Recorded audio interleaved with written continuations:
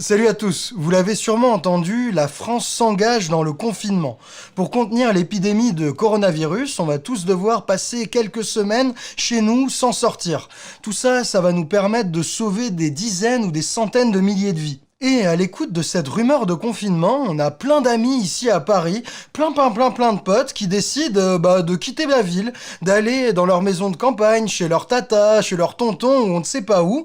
Pourquoi? Pas du tout pour sauver leur peau, puisqu'ils sont souvent jeunes et ne risquent quasiment rien, mais simplement parce que ça les emmerde, ça les embarrasse de passer le confinement en ville et qu'ils ont envie d'un peu de soleil et de profiter de la campagne. Ce comportement, quitter les villes par confort, il est proprement irresponsable. Soit vous avez pas bien compris ce qu'est ce virus et ce qu'est cette épidémie. Et dans ce cas-là, pas de souci, dans cette vidéo, on va vous expliquer pourquoi cette décision est une connerie. Mais si vous comprenez ce qu'est le virus et comment il fonctionne, alors cette décision, c'est vraiment de la merde. Ceux qui partent aujourd'hui ou demain des grandes villes, des grands foyers où il y a beaucoup de contaminés, pour aller dans des plus petits villages ou des plus petits endroits, ils auront vraiment des morts sur la conscience. Même si vous n'avez pas l'impression d'être malade aujourd'hui, quitter la ville, aller à la campagne, ça peut faire de vous le mec ou la nana qui va amener le coronavirus dans un village, dans une vallée ou dans un coin où il n'y était pas jusqu'à présent.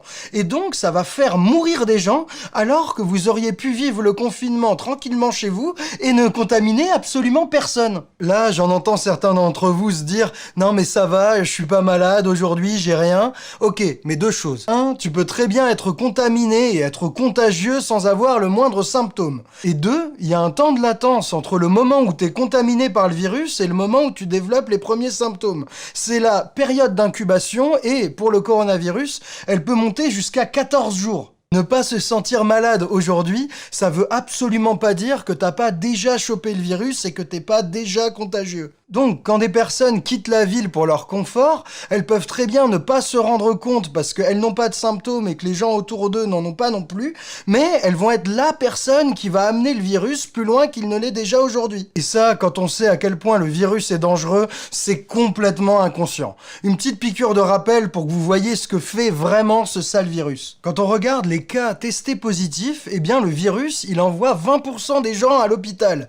Et il y a 5% de cas très graves qui ont besoin d'être soignés en réanimation. Et vous êtes peut-être pas au courant de ce que ça veut concrètement dire être traité en réanimation pour le coronavirus, mais ça veut dire être sous anesthésie générale, être branché à une machine qui respire à ta place et rester comme ça pendant 12 à 14 jours si t'es pas mort avant. Ça veut dire que chaque patient très grave ou critique, les 5% des cas dont on parlait juste avant, quand ils arrivent en réanimation, ils y restent pour quasiment 2 semaines, branchés à des machines et tout. Faut savoir qu'aujourd'hui en France, il y a 5000 lits tout équipés de réanimation avec toutes les machines qu'il faut. Et évidemment, tous ces 5000 lits de réanimation ne pourront pas être consacrés que aux patients du coronavirus. Faudra continuer à sauver les gens qui font des infarctus, des AVC, etc.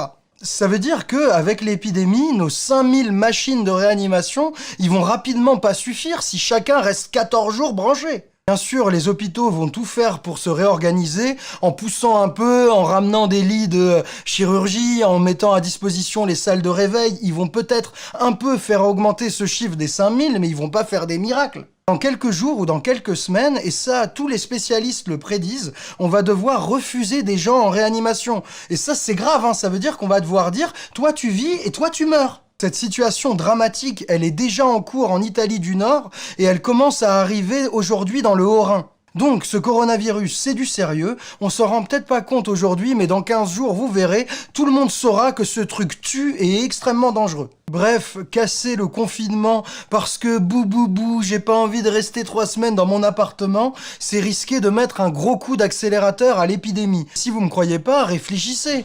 En allant à Saint-Laurent-des-Arbres ou à Knott-le-Zout, vous allez croiser des gens sur la route, vous allez parler à des gens à la gare, et si vous y restez vraiment 3, 4, 5 semaines le temps du confinement, vous allez faire des courses, vous allez forcément croiser des gens et vous serez un risque de leur transmettre potentiellement le virus. Franchement, se barrer de Paris, quitter les villes pour son petit confort, ça devrait être répréhensible. On devrait tous vous le faire payer. En Italie, quand ils ont annoncé le confinement de Milan et de l'Italie du Nord, c'est exactement ce qui s'est passé. Il y a des milliers ou des dizaines de milliers de gens qui ont pris la bagnole, pris le train, pour aller ailleurs, dans les montagnes, dans le sud ou je sais pas où, et ils ont tellement disséminé l'épidémie que les autorités, après, ont dû mettre tout le pays en confinement parce que des gens se sont conduits comme des irresponsables.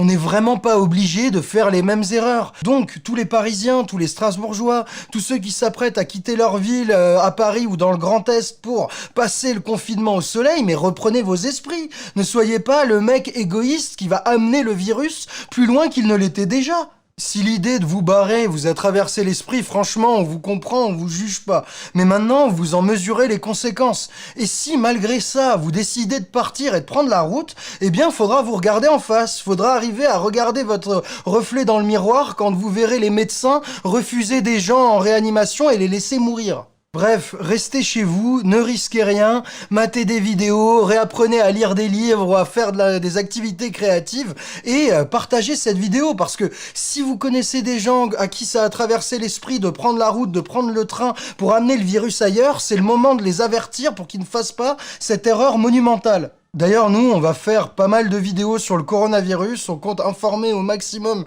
sur cette épidémie, du coup, n'hésitez pas à vous abonner à notre chaîne et à cliquer sur la cloche pour avoir les notifications YouTube. Et si vous voulez soutenir notre travail d'information et mater des vidéos qui vous apprendront plein de trucs, n'hésitez pas à vous abonner et à aller voir sur notre site osonscomprendre.com. Mais le plus important, le message de cette vidéo, c'est soyons intelligents, restons solidaires, restons calmes, suivons les consignes et prenons soin des uns des autres. N'ayons pas des conduites irresponsables juste pour notre petit confort. Voilà, c'était un plaisir de partager ça avec vous. Faites tourner le message au maximum et franchement, prenez soin de vous.